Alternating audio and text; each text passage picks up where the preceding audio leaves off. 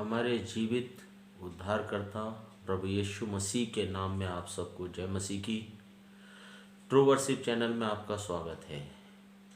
मेरे प्रियो, मेरा आप लोगों से नम्र निवेदन है कि आप मेरे इस चैनल को लाइक करें, सब्सक्राइब करें, कमेंट करें और इसे शेयर करें ताकि प्रभु का वचन बहुत दूर तक पहुंच सके।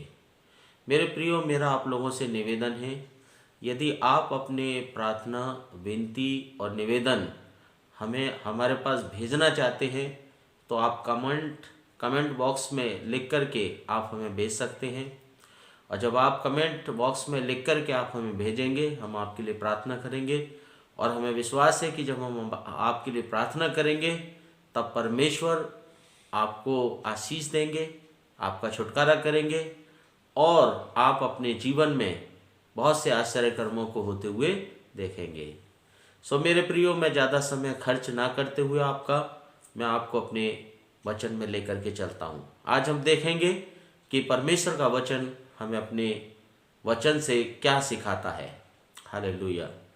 सो आज हम देखेंगे कि परमेश्वर की दृष्टि में बुद्धिमान मनुष्य और निर्बुद्धि मनुष्य कौन है। हालेलुया।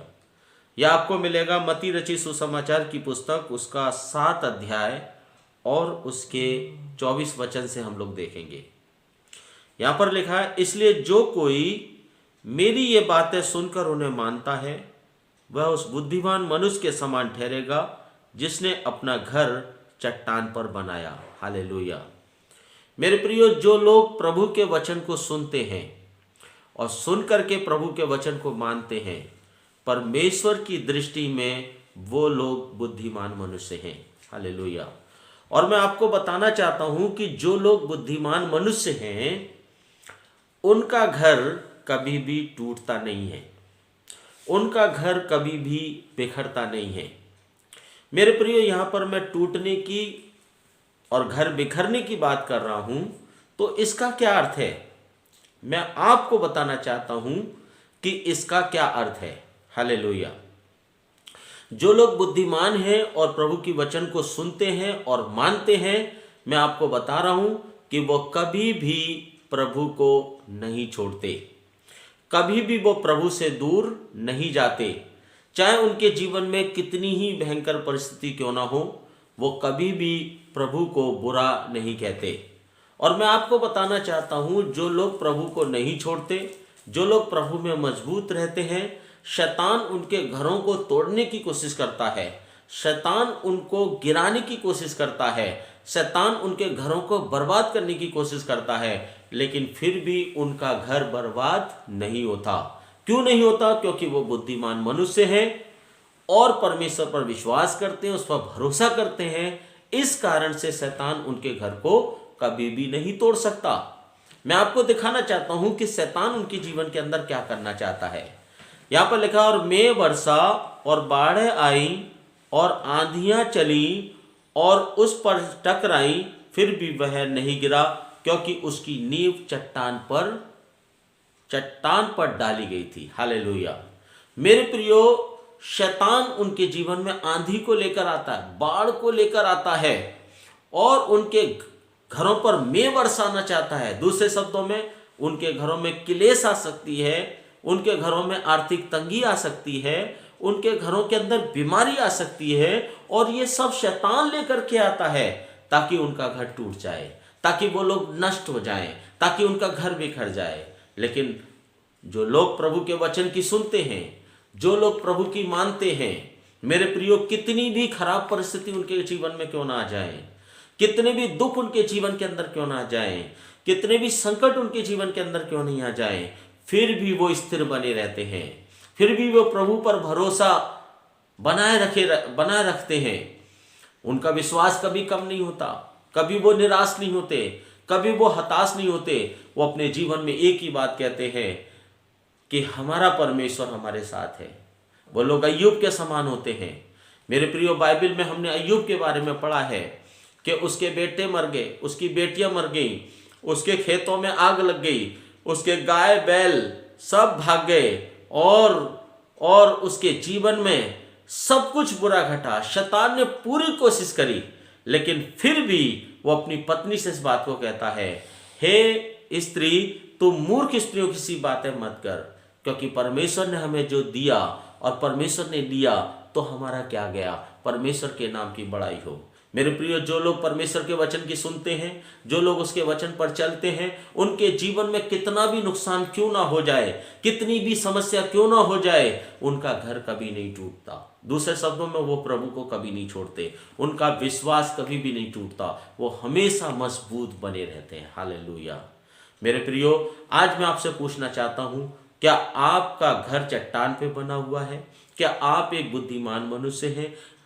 क्या आप प्रभु के वचन की सुनते हैं? क्या आप प्रभु के वचन के अनुसार चलते हैं? अगर आप प्रभु के वचन की सुनते हैं, आप प्रभु के वचन के अनुसार चलते हैं, तो मैं आपको बता रहा हूं, आप बुद्धिमान मनुष्य हैं। और जो लोग बुद्धिमान हैं, उनका घर कभी नहीं टूटेगा, उनके बच्चे कभी नहीं बिगड़ेंगे, उनके जीवन में आर्थिक तंगी कभी नहीं आएगी, उनके जीवन में मुसीबत कभी नहीं आएगी, और अगर आएगी फिर भी वो खरे बने रहेंगे, फिर भी वो अपने मार्ग पर चलते रहेंगे, और शैतान उनको कभी भी गिराने नहीं पाएगा। मेरे प्रियो, अगर आप बुद्धिमान व्यक्ति बनना चाहते हैं तो आज से परमेश्वर के वचनों को पढ़ना शुरू कीजिए और उनके वचनों को सुनना शुरू कीजिए और उनके वचनों पर चलना शुरू कीजिए। जब आप उसके वचनों पर चलेंगे, आप कभी निराश नहीं होंगे, आप कभी हताश नहीं होंगे, आपके बच्चे कभी नहीं बिगड़ेंगे, आपका घर कभी नहीं टूटेगा, आप हमेशा मजबूत चट्टान के समान आप खड़े रहेंगे, क्योंकि आपका घर नींव पर यानी प्रभु यीशु मसीह पर बना हुआ है। और जिनका घर प्रभु यीशु मसीह पर बना हुआ है, उनका घर कभी टूट नहीं सकता,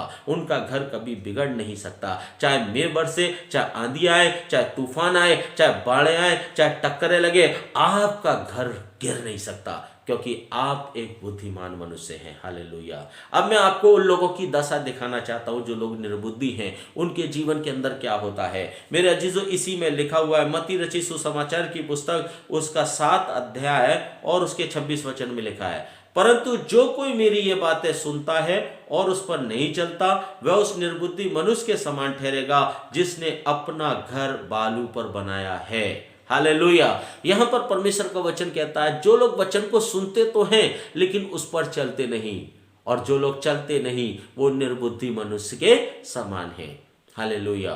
मेरे अजीजों, अगर आप प्रभु के वचन को सुन रहे हैं और आप उस पर चल नहीं रहे हैं, तो बाइबल कहती है आप परमेश्वर की दृष्टि में निर्बुद्धि हैं। और निर्बुद्धि मनुष्यों का घर कैसा होता है? बाइबल बताती है, शैतान जब थोड़ा सा अटैक उनके जीवन के अंदर करता है, उस थोड़े से अटैक में वो प्रभु को छोड़ देते हैं, वो निराश हो जाते हैं, वो हताश हो जाते हैं और अपने जीवन में अपने घर को वो बर्बाद कर लेते हैं। मेरे अजीजों, वचन में लिखा है कि मेघ वर्षा, आंधी आई, तूफान आया, बाढ़ उठी और टक्करें लगी और उसका घर टूट कर गिर पड़ा। मेरे प्रियो, आज मैं आपको बताना चाहता हूं, अगर आप परमेश्वर के वचन को सुनते हैं और उस पर नहीं चलते तो आप निर्बुद्धि मनुष्य के समान हैं।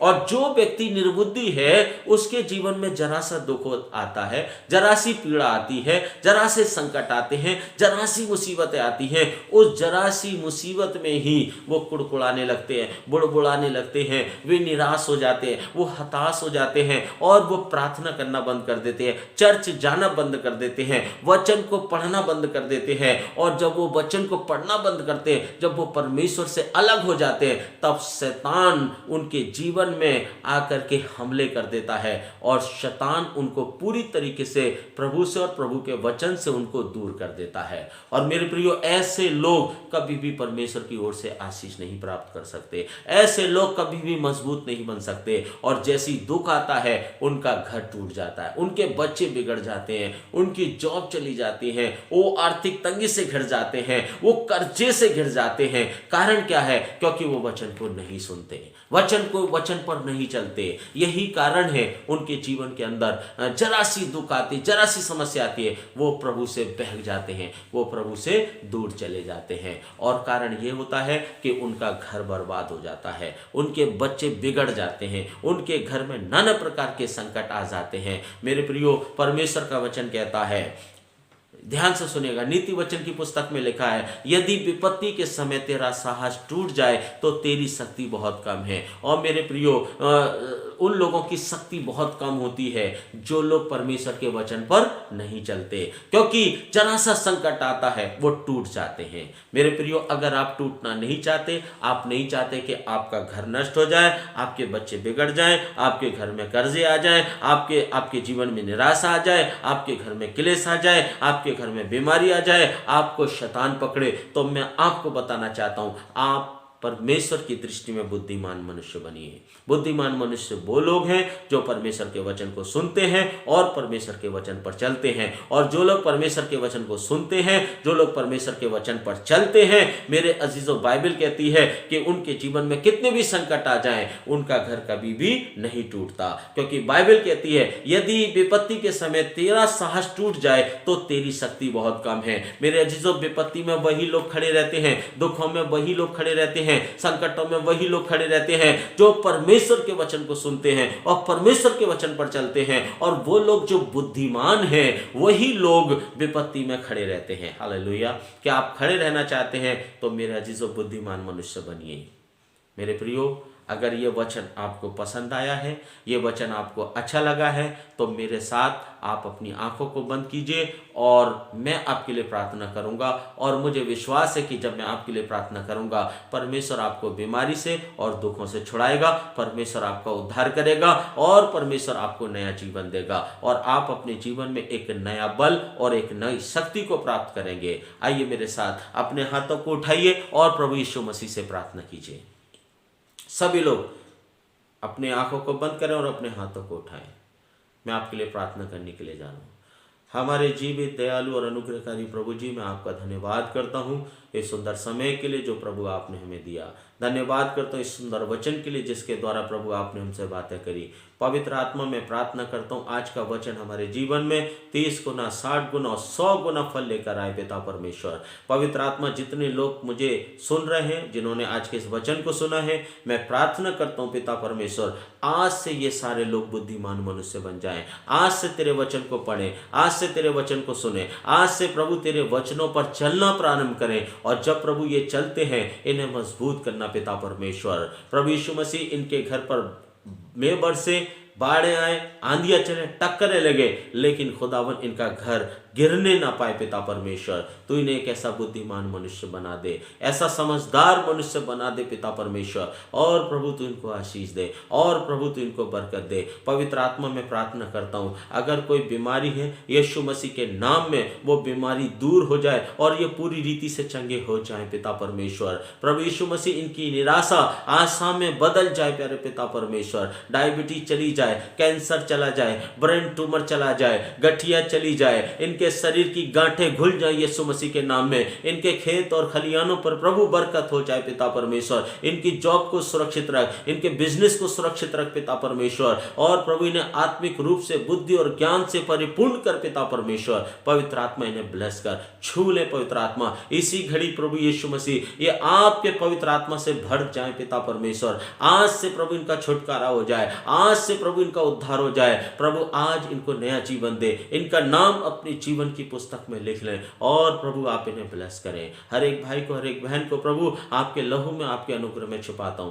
प्रभु इनको आशीष दे, इनको बरकत दे। सभी को प्रभु आपके हाथों में देते हुए इस प्रार्थना को अपने उद्धार करता प्रिय प्रभु यीशु मसीह के मुबारक और जलाली नाम में होकर मांगता हूं, सुने और ग्रहण करें। आमीन, आमीन।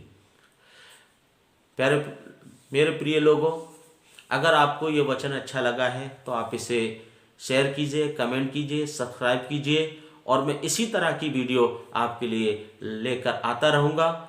परमेश्वर आपको ब्लेस करे। जय मसीह की।